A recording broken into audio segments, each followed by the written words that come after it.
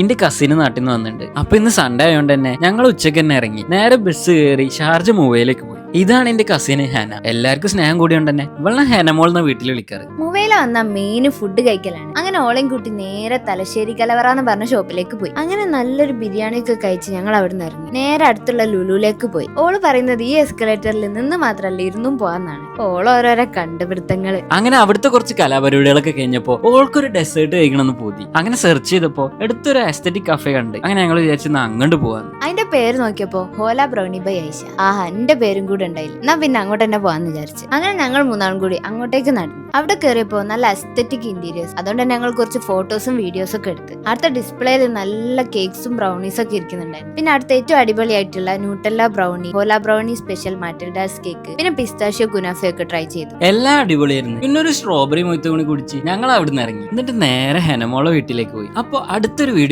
കാണാം.